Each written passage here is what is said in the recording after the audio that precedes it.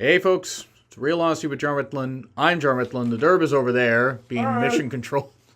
And these are 20 fascinating Funkosaurus facts about the Royal Rumble pay-per-views. I just actually came up with this list today, and they're similar to other lists you might have seen. No, I'm not going to talk about who replaced who in a Rumble or who did this. It's just stuff that I found out where I'm a wrestling nerd, so that's what I'm going to go through. So, number 20, Vince and Stone Cold are the only Royal Rumble winners to never get a title shot after winning their respective Rumbles. That was Vince in 1999. Yes, Vince McMahon won a Royal Rumble. Randy Savage never won a Royal Rumble. Scott Hall, Razor Ramon never won a Royal Rumble. Diesel never won that. Hogan won 2 of them. So many great people have never won a Rumble, but Vince McMahon won a Royal Rumble. Anyway, and Steve Austin in 1997, because, of course, he was eliminated, but the referees didn't see it. He threw Bret Hart out and ended up tearing the house down with Bret Hart at WrestleMania 13. It was funny that didn't end up occurring, but, of course, Shawn lost his smile like soon after the Rumble pay-per-view and had to give up the title. Anyway, I just thought that was interesting. And number 19, shortest time in a Rumble was, of course, Santino in 2009, 1 second. I mean, Maria. No wonder Maria left him. Of course, it was on camera because he couldn't last past 1 second. But he wasn't ready. He wasn't ready. Number 18, 2 men have gone from number 1 to the end. That was Shawn Michaels in 1995. Of course, the 60-second intervals, easy for me to say, did not help. And, of course, Chris Benoit, yes, I said Benoit, in the 2004 Rumble, where he practiced for the future by choking out the Big Show and going, pushing him over the side. I'm not sorry for that. I'm not. I should be, but it's 2018. I'm not going to change. That was a great elimination, though, where he choked out Big Show and sent Paul White cascading over the White Plains and to the floor. Number 17. Can you imagine Big Show flying a plane when he was 5'40"? Jesus. Had to, put him on a damn, thing for cattle. Anyway, good thing he's lost weight. 2 have won from number 2. Number 2 position. Gross. Vince in 99. Hello, Vince. Good to see you again. And Ray from 2006. One of those was involved in some of the biggest angles ever. The other one was Rey Mysterio. He wasn't exactly booked that good after. Of course, then you had Randy. And Randy was, of course, sickened by saying this, but you're looking up there, but Eddie's not up in heaven. He's down there in hell. Randy felt sick about it. Actually, I think said that he threw up backstage, which I might be mixing that and the Arn Anderson thing that he said to Ric Flair up, but that was that was traumatizing and unfortunate. And then we go to number 16, the oldest competitor and the only known murderer to be in a Royal Rumble, Jimmy Snuka, competed at the age of 64 in the 2008 Rumble. It made me more sad to see Roddy Piper in that Rumble. Snuka, he murdered his girlfriend and got away with it. Number 15, 11 tag matches have opened up the Rumble pay-per-view. This is including from 89 to 93, actually, 5 straight years were great tag team matches. One was a 6-man. Then you had, the Rockers have a great match with the Orient Express in 1991 Rumble, because of course I remember that. Then the New Foundation, Brett stepping off to the side, Owen and Jim the Anvil Neidhart teaming up against the Orient Express again. And then you had the Beverly Brothers versus Steiner Brothers at the 1993 Rumble. And then, of course, you had other ones sprinkled out there throughout. But I always thought that was kind of interesting. The tag matches tend to open up a lot of the earlier Rumbles. It made a whole lot of sense. Number 14, the WWE or World Championship has only changed hands 7 times. And that's if you're including the 2016 and the 1992 Rumbles. But it changed hands at the 97 Rumble. And that was when Shawn beat Sid. 2006, where Cena beat Edge. Ending Edge's, very, very long and luxurious and illustrious 3-week reign after he cashed in Money in the Bank, because John Cena is a babyface. The 2013 edition where Rock beat CM Punk's lengthy title reign. Really bad idea. And 2017, where Cena beat AJ Styles. And held it for 2 weeks until Bray Wyatt won. Yes, Bray Wyatt was WWE champion. And then he was dressing up in drag 9 months later. It was unfortunate. But yeah, it's kind of weird thinking about all the title matches from 93. That was when the first WWE title match singles match took place. From that point to the last year's edition, the titles only changed that many times? That's pretty cool. But anyway, most appearances without eliminating anyone, and this can be disputed, but what I found out was the Warlord. The Warlord, I mean, 4 appearances. His longest appearance was, I think, in the 1990 Rumble, and it was about 10 minutes, something like that. I remember Andre the Giant threw him out, and it was really sad to see Andre the Giant in that Rumble. He couldn't move. But yeah, Warlord actually held the record for the shortest title reign, or shortest reign in a Rumble, until Santino. So, yeah, kind of funny. Warlord, big guy, actually pretty good bumper. Had a really good match with British Bulldog at WrestleMania 7, or at least as good as those two guys could have one. And he's known for being somebody that was kind of just treated like a slab of beef that people tossed over the ropes. And let's see, number 12, the most time spent without eliminating anyone in multiple Rumbles, that was IRS.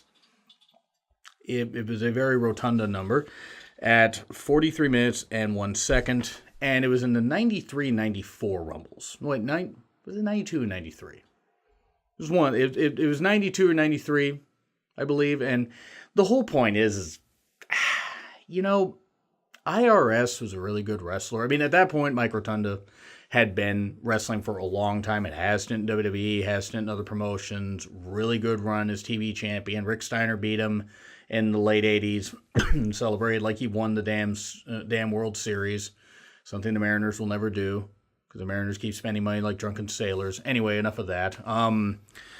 It was just kind of interesting that most time spent without eliminating anybody in that, because I thought it was Tio Santana, but no, Tio Santana had actually eliminated somebody at some point. Number 11, the oldest Rumble winner, of course, Vince, 53 years old, 1999, and Triple H was actually the second oldest winner. I think Big John Studd was actually the third. So that's kind of interesting. Number 10, only 16 women's matches have ever happened on, this is including the pre-show and the main show, in the history of the pay-per-view. They actually had one, it was for the, at the time, Women's Tag Team Championships at the first Rumble. Then you had Rockin' Robin defend her title at the 89 Rumble. And then from 90 to 98, you didn't have a single women's title match, or a women's match in general. You did have Sunny appear and referee a match with a whole bunch of midgets at the 98 Rumble, and Lawler did have a whole lot of short puns. In 1999, they had the grand return of the Women's Championship and Women's Wrestling to the Royal Rumble pay-per-view, and it was Sable against Luna. And Luna had to push the belt into her because Sable didn't want to get her little skank ass hurt. Seriously, I'm so glad she got done from TV. Fucking Russo for pushing her. And McMahon for pushing her also. I mean, seriously. She looked like a freaking Barbie doll come to life and then gone back to reverting to being a mannequin. Seriously, it's like watching that episode of The Twilight Zone where the store mannequins can come to life for one day, but they never actually come to life, yet somehow they're able to move their mouths. It's like, seriously, she was just trash. But yeah, only 16 women's matches, and the whole thing. I mean, I know that women's wrestling was not seen in the best light, which is unfortunate, because they were pushing more supermodels for a while. But it's just 16 matches now. Fortunately, that's going to end and hopefully be better with the upcoming Women's Royal Rumble. Please don't screw this up. Please don't. You're going to screw this up. Don't screw it up, though. Anyway, number 9, 7 multiple-time winners. Austin's the only 3-time winner, and then you have Hogan as a 2-time winner. That was 90 and 91. Michaels won in 95, 96. Austin, 97, 98, 2001. Triple H, 2002 and 2016, which is actually the longest time between any Rumble wins. Batista in 05 and 2014. And, of course, Cena in 2008 and 2013. He shouldn't have won the 2013 one. And Orton in 09 and 2017. Because Randy Orton needed to win the 2017 Rumble because pushing young talent is what WWE does. Number 8. As I said, between 90, I actually covered this fact already, between 90 and 98, no women's matches at all, and that's unfortunate. Because you had Alundra Blaze as champion at one point during a few of those years. You couldn't have had something happen. Then, number 7, the shortest title match, taking place on all the WrestleMania cards. Mickie James versus Michelle McCool. It was at the 2010 Rumble for 20 seconds because that's the retribution that Mickie James got for all of the Piggy James crap. And I'm not going to blame Michelle McCool for it. I'm going to blame creative, though, because apparently they thought Mickie James was fat. Maybe Kevin Dunn judged her because Kevin Dunn, the stupid Bucky Beavertooth, worthless motherfucker, who doesn't deserve doesn't deserve any of the damn money he got because he's not good at his job, thought that Mickie James was fat. When Mickie James, even concussed to hell, would never sleep with him, he'd probably have to roofie a woman to get her to sleep with him. And I'm not advocating that women get roofied at all, but Kevin Dunn seems like the type that would do that. And I would tell him this to his face, not that he would ever confront anybody, because he didn't want to confront Jim Cornette, because Jim Cornette was right to call him out for being the stupid idiot that he is. And yes, I used a Chris Jericho line. Number 6, Rumble match has not closed the show 5 damn times. The first time it didn't close the show on the inaugural Rumble. Because the Young Stallions and the Islanders in a 2 out of 3 falls match had to be the closing match. And I have nothing against Paul Roma or Jim Powers or whoever was in the Islanders, because I can't recall here at the time. I think Haku was. But there's no reason why that match should have closed the show. I know it was the USA Network special, but come on. So yeah, 88, and then 96, because Shawn winning the Rumble 2 years in a row wasn't worth having the show close, because you had Brett versus The Undertaker, which was a great match, and Diesel interfere and flip off The Undertaker, because pissing off Mark Calloway seems like a good idea. And then 19th is not a good idea. 1997, you had Austin win the Rumble, of course, as I just mentioned, previously. But Shawn Michaels had to win in the Alamo Dome in front of his hometown crowd, where people were getting $5 tickets just to fill up the whole venue. No, really, look it up. That's what happened. Jim Cornette's even said it because he was working there at the time, because filling the Alamo Dome, a 60,000 seat venue and home of last year's Royal Rumble, it was a good idea to run that during a down period. 2006, Rey Mysterio was pushed as such a main eventer, and it was such an inspiring story that he did this for Eddie, that it was the 4th match on the show. 2 title matches closed it. Cena and Edge were the match right after, and then Mark Henry and Kurt Angle closed the show. The ring collapsed, of course. Undertaker came out on a chariot and used the lightning to make the ring collapse. You could have had that happen on SmackDown, by the way. Mark Henry closed a pay-per-view in 2006. Now, look, he did well in his Hall of Pain Hall of Pain stuff that he did in 2011, but he shouldn't have been closing pay-per-views. Sorry. I know Mark Henry just retired, as of today, as of shooting this video, but he never deserved to close pay-per-views because he just wasn't that good. But he's a good company man, and good for him on retiring, and good for him on sticking around so long, and spending more time on the injury shelf than he did in the ring.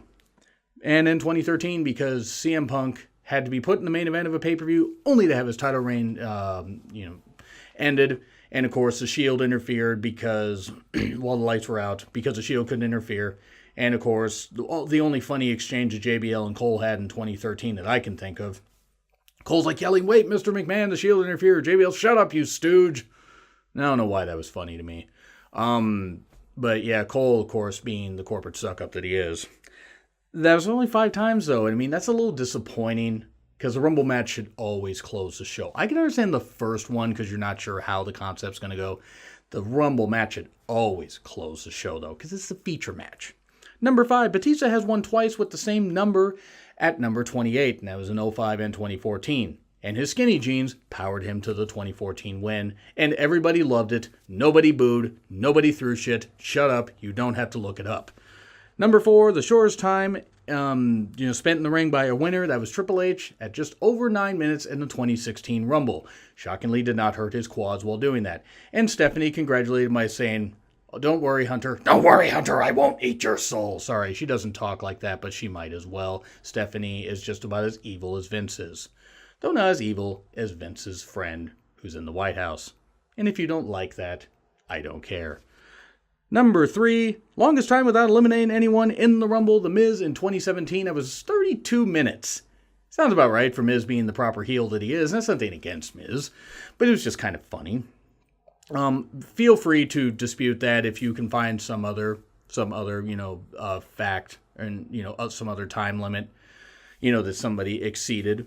If somebody exceeded that and didn't eliminate anybody, go ahead. I know Lawler spent about 30 minutes in the 96 Rumble, but I don't think eliminated anybody. We spent most of that time out of the ring. So yeah, there is that. And then number 2, longest time without winning. That was Bob Backlund in 1993. That was 61 minutes. Because other people that spent that much time in the match usually won. Bob Backlund was in the final 3. And then Yokozuna eliminated him. And then Randy Savage did a flying elbow drop on Yokozuna and tried to pin him. And they got eliminated. They made Randy Savage look really dumb in that. And number 1, 13 of the 25 winners have won the title at Mania. Now, this is going from 93 to last year. And yes, the 2016 Rumble had the title on the line, but Reigns did not retain the title, so it counts. 52%. So it's not a guarantee. It's not a guarantee that if you win the Rumble, you're going to, get a championship at Mania, especially if you're not one of Vince's friends.